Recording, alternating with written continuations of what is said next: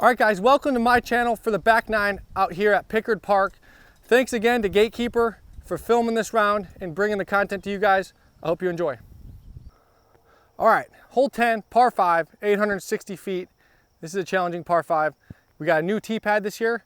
We got pretty much not much distance added. It's more just an angle change, which makes us shoot through this hallway of trees that last year we were able to throw hyzer around. So I like the change, makes it more technical, makes it harder to get distance off the tee, and it kind of forces you to go up this middle gap, which is what I'm gonna do here. We got a little bit of a crosswind, so it's gonna wanna push you kind of towards the long grass, which is OB. So I'm gonna have to counter that by putting a little more hyzer on my disc and just making sure I fade back left. That's the biggest thing when you have a crosswind like this. You just wanna make sure you fade back into the wind, because as soon as you let the wind push you, it's just gonna get out of hand and your disc is gonna get gobbled up by that wind. So, oh, I just pulled that. So I pulled that to the right. It's probably gonna be OB. Yeah, so that was kind of my fault. I just pulled it and then the wind just shoved it to the right. So now I'm gonna make the adjustment on the second shot here. So pretty much the same shot. Just make sure that I hit my initial starting line. There we go. Much better. So that's a way better shot. So that first one, just missed my aiming point and the wind just shoved me out of bounds. As you guys can also see, I'm not throwing a perfect shot on every hole, which is okay. I'm able to throw a bad shot, be okay with it, learn on the second one, and then just create that positive muscle memory on that second shot. And I think that's important for when you're playing practice rounds, getting ready for a tournament, is not expecting yourself to throw it perfect every time, but just building on that each and every round. So now when I come back to this hole, I can know what I want to do, I know what the wind does, and I can expect to throw that great shot every time. So that's kind of something that goes through my head when I'm playing practice rounds. Even if I don't throw a perfect shot, I'm learning, I'm getting better at dialing in the course. All right, so as you guys saw, I did throw my first one out of bounds, but I am gonna play my second one because I feel like this is a very high percentage chance that I land somewhere in this general area. So I wanna get practice from where I feel like I'm gonna land in the tournament. And so that's kind of why I wanna play from right here. So the second shot, you're going downhill. It's not about the distance that makes it hard. It's just about this big tree that kind of blocks you. If that tree wasn't in the way, I could probably just throw a hyzer, but there's OB everywhere and lots of other variables up there. So I'm just gonna throw a nice putter, smooth hyzer around the corner to get myself in position to try to get a 4.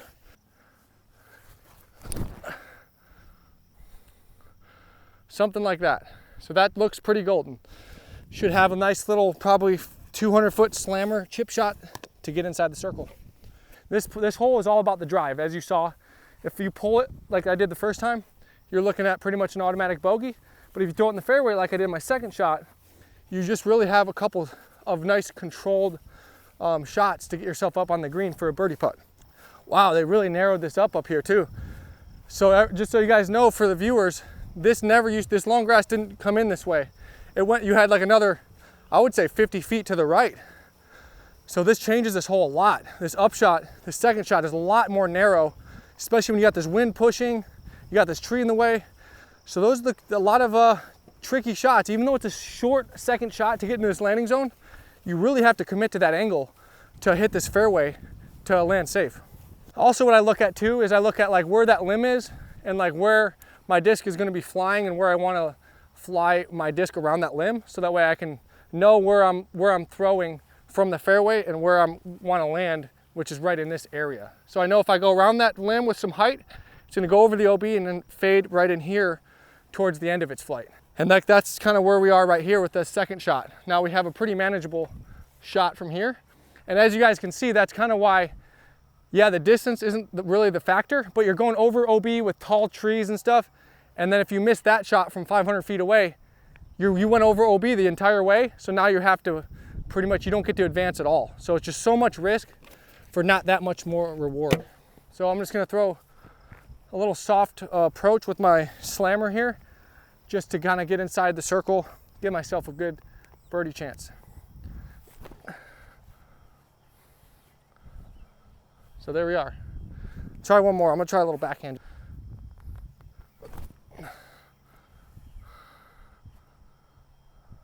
Yeah, so the forehand was a little better of an option, but it's fun to practice different shots out here. So yeah, I just kind of broke that hole into three basic shots. The drive with the driver, second shot was a Justice, and the third shot was this Raptor Eye Slammer underneath the basket. If you haven't checked these out, these are sweet. I seem to throw this under the basket almost every time I throw it. The grip, the flight, and the feel are definitely exactly what I need in a forehand approach disc. So if you haven't checked these out, be sure to. They go into the basket. All right, hole 11, 721 foot, par 4. You're dealing with some elevation drop. So you're throwing kind of a downhill shot to a landing zone, and then you kind of got an uphill tunnel shot on the second shot. I'm gonna go with the Biofusion Justice, just because I wanna kind of go through this gap in the trees and kind of fade out. I'm looking for like a 320 foot shot to hit the landing zone. It's easy. If you miss your angle and get too much glide, you'll see throughout the weekend, probably people will glide into the bushes, or they'll probably potentially go too early, hyzer in, and that's kind of, both those spots are not good to try to get a birdie. So see if I can hit the distance control on this shot. See how I kept it nice and low like that? I like that a lot. So that's gonna be great. Because as soon as you get it high, it wants to go into the bushes long, and then by the time you're ready to fade, you're already in the bushes, and you're kind of don't have a shot. So I'll try one more. I'm gonna try a similar shot and just try to keep it pretty low, and really that similar shot to that first one I threw, and I can even probably go a little bit further left. So yeah, that looks really good too. See how I'm keeping them nice and low? That's kind of what I'm going for to mitigate the glide and into the back tree line. This is a good spot to be where I'm at, because now I got a good shot down this tunnel to get up there. All right, one thing I want to show you guys, or let you guys know about, is looks like when I'm looking up there on the green, is the grass is super thick. So if you're going uphill, you want to throw it low and probably skip up, but your disc is just going to Velcro into the grass. So you want to keep it high, kind of glide your disc into the green. So I'll try one though.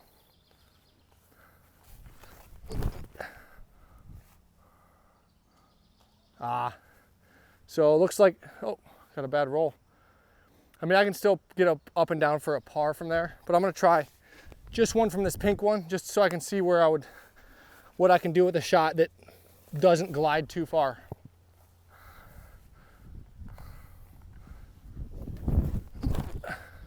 That's way better. I still hit that tree a little bit, but I got up there for a putt. I'm gonna try one more here.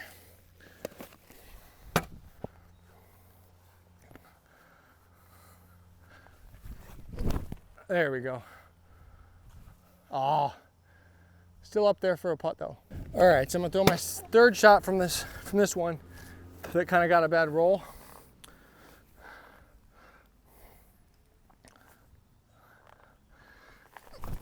A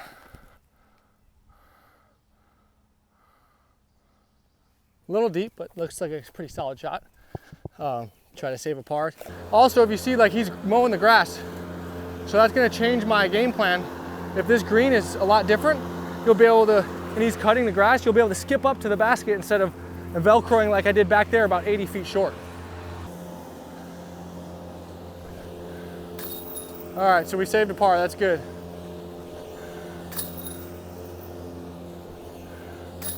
All right, good deal. Got the par save, tricky par 4.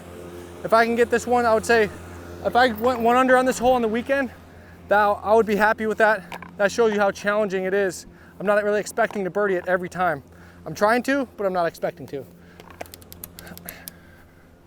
All right, hole 12, 260 foot par 3. We got Mandos on both sides. We got another downhill hole. It's only 260 feet, but there's a lot of variables. We got height issues. We got some low hanging branches, and we got a little rock wall in front of the green, to where if you hit that, a lot of times it likes to roll.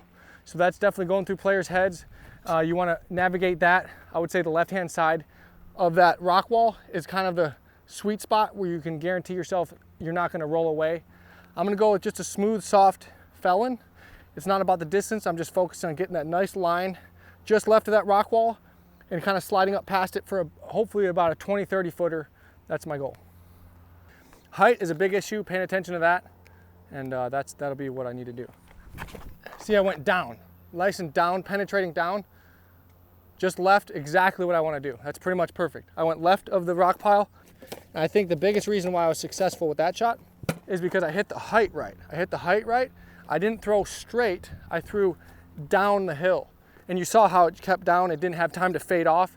If you're really high, it has time to just fade off away from the basket. So I'm gonna try that shot again and try to just throw pretty much the exact same shot, throw down. So I threw down, but I'm probably gonna hit the rock pile, which, yeah, see, I got the roll away. So that's kind of the difference between being able to go left and going straight into the rock pile. Now I got a 40 footer versus a high percentage 20-foot birdie putt. And that's why it's so important to throw it left of the rock pile instead of into it. And I can still make the putt, just a higher percentage if I miss the rock pile. Into the wind, into a raised basket. So I'm gonna try to make a couple of them. Whoops. The wind kind of took that one. There we go. So 2 out of 3. I guarantee from that blue one I can make 3 out of 3.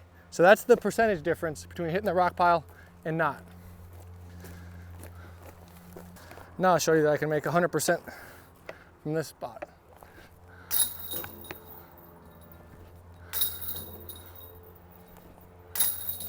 %. That's always good. I'll take the 100% birdie all day. All right, hole 13, 333-foot par 3. You got kind of 3 different fairways. You got left side of the tree, middle, and some people even go the right side of this tree. And so it's kind of a separated hole, which kind of, you can pick your shot. I'm gonna go with a putter up the gut and just kind of drift to the right. And I'm gonna go with a dagger and just try to throw it nice and straight and just kind of get a slow drift to the right. That's kind of what I'm looking for.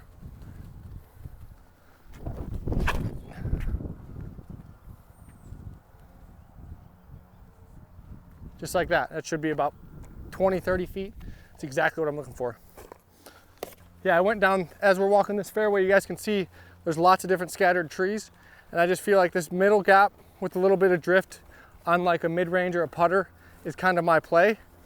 And like I said, that first one, I pured it right down the gap with a slow drift with a dagger. Should be skittered up there inside the circle. So yeah, looks like I threw a great shot. Landed here, hit the gap pretty much perfectly. I would take this every single time on this hole. Just have a nice uphill 20-footer for bird.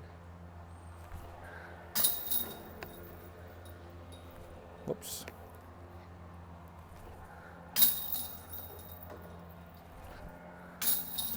So there we go. That's how you throw it. Dagger on the upshot, on the drive, and then dagger on the putt. It's a dagger hole. All right, hole 14, 720-foot par 4. You're throwing a pretty routine drive into a landing zone, and then it kind of narrows off up towards the second shot. We got a little bit of a left to right crosswind. I'm just gonna try to throw a mid-range with a little bit of hyzer, let the wind push it, kind of fade back. I would say that this shot's probably like 350, just a smooth mid-range shot. You pretty much just wanna land dead straight, maybe a little bit of fade to the left, and that'll get you in the landing zone. Not like that. So that one's a little bit sawed off. I'm gonna try one more, try to get into the landing zone with this next one. That one was just a little too much hyzer. I thought the wind was gonna push it, and it didn't. So.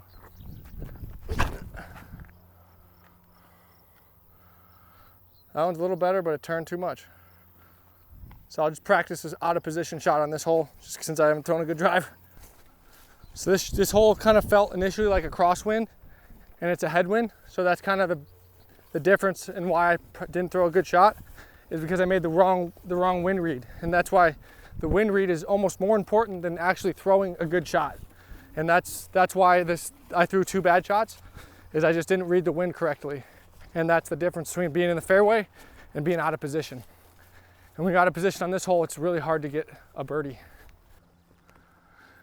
All right, so I'm out of position. I landed kind of in this bushy tree. That's kind of what happens if you hyzer out too early on this drive. So I got a shot. We got a little bit of OB up there. I'm gonna throw like a forehand drive, try to get down through this narrow gap and give myself a birdie chance. Turn. All right, hit and dropped. I've got lucky. Try one more. There we go, that's better. Oh, I hit the last tree. But see, that's why it's so hard to be out of position on this hole. It pretty much takes your chance of getting a birdie out of the question here. So after my out of position shot, I'm gonna try to just get up and down from here.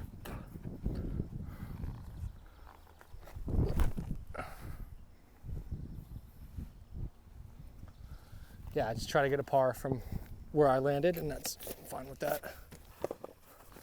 The out of position shot led to a par, and that's all right. Sometimes you gotta save par. All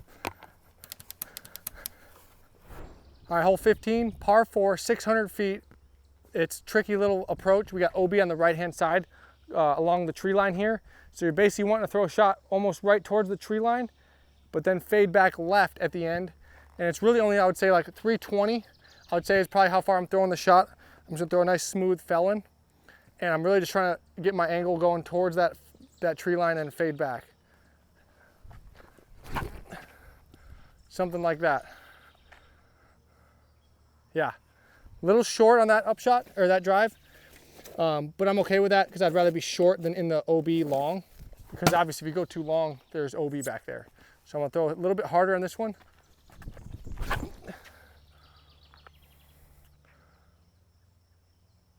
So that's a little bit better. Might have skipped a little bit on the left-hand side, but I should be all right. So let's go check it out. As you can see, this drive's pretty tricky because the farther you want to penetrate forward, the more you got to challenge that OB line on the right-hand side. So I didn't really challenge it too much. Left me here. I've still probably got, I would say about 320, 330 into the basket, maybe a little bit more. Got a little bit of an uphill run up, so my disc is naturally going to want to go up in the air, so I'm gonna have to feel like I'm throwing it almost downhill. Keep my shoulders down a little bit.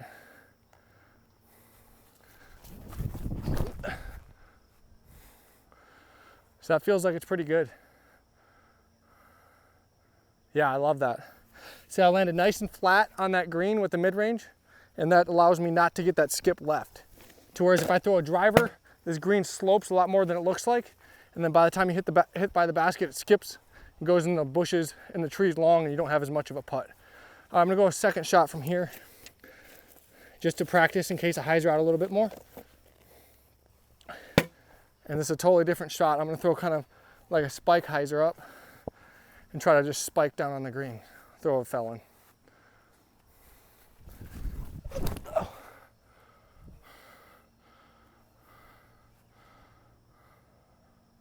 Yeah, so that's pretty much what I was looking for on that.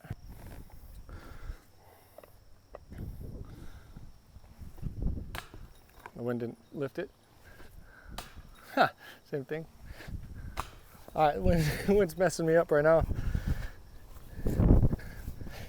See, if I'm in a tournament and I'm right here, I'll probably switch my putt up when it's this windy to do a spin putt. Something like that to cut through the wind better.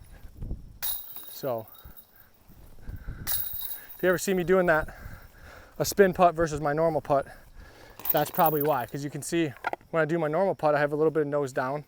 And when you nose down it into a headwind, it just drops like that. But like if I putt like this, it's a lot better.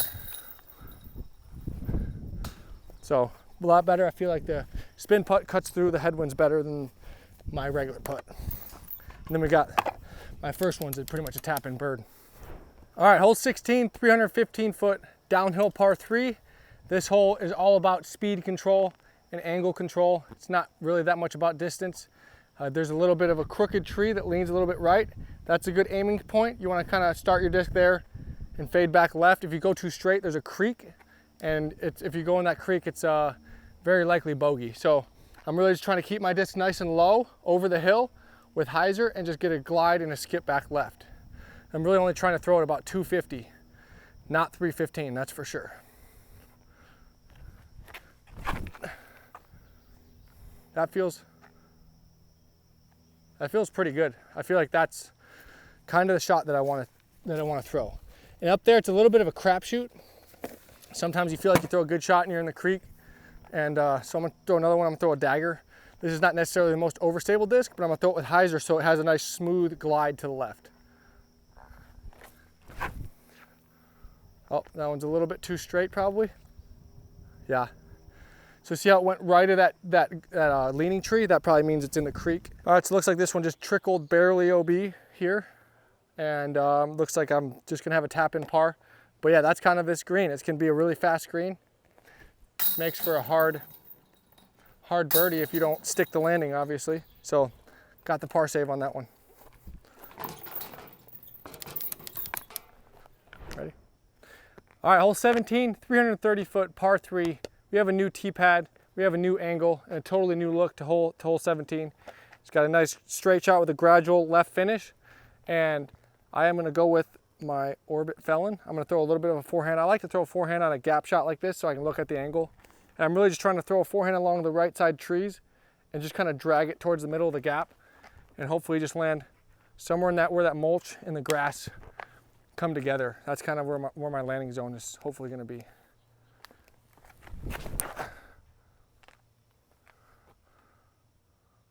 Oh, not bad.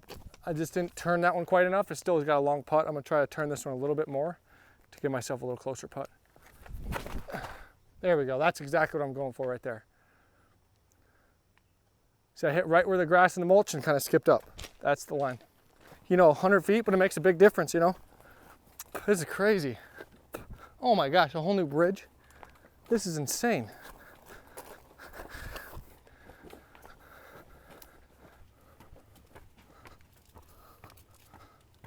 Wow, that's great.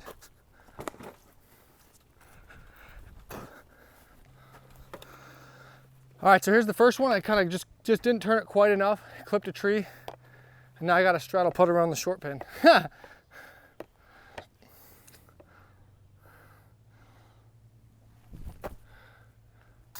Oh, dang it. Settled for a par, I guess. There we go. So there you go. That's the Orbit Felon on hole 17.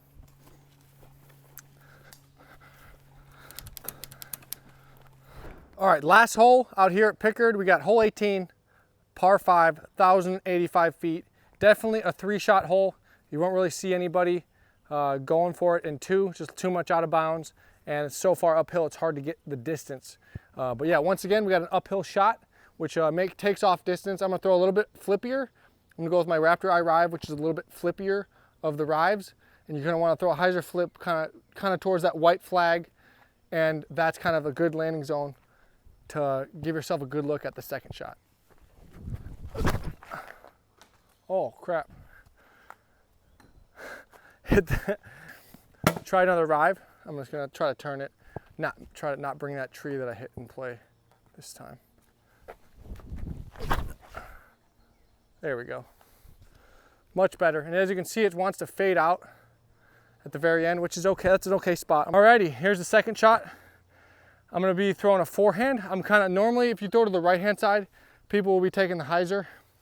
I'm gonna go with this forehand. There's a bush right in the middle of the fairway that you wanna go left or right of, because if you're in that, it's a really hard third shot to the green. So I'm gonna throw a shot right over these white flags and kind of just to the right of the white flags and kind of fade back towards the cameraman into that landing zone over there. Oh, wow. Pulled that one pretty hard. So hopefully that's right by. Getting a little tired on 18. Throw one more. I just pulled that one over. Throw one more, try to hit the landing zone. There we go, that seems better. That one might be actually right behind the, if you hyzer out left, you're bringing in the OB like I did on the second shot. So in the tournament and in my next previous rounds, I'll probably want to land more to the right.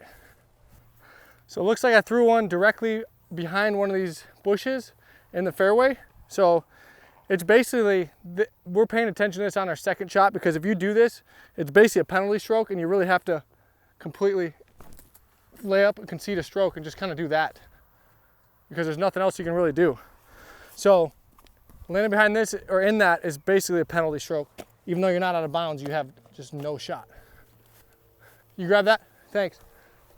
So we got a lot of variables and we got a crosswind. So I'm just trying to throw a nice smooth Felon shot, try to get myself close to save par.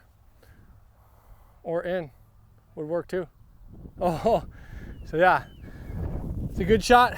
I struggled on this hole a little bit, threw a couple out of bounds, hit a tree, but I'm okay with that. I'm gonna come back, play a couple extra rounds here, get this hole dialed in, and I'll be ready for the weekend. Like I told you guys earlier, I'm trying to throw good shots and build that positive muscle memory, but even when I don't, I'm learning something, learning how I can change my swing to throw better shots and be more consistent.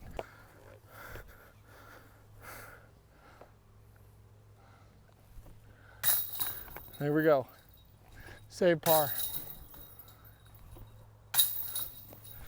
All right, y'all.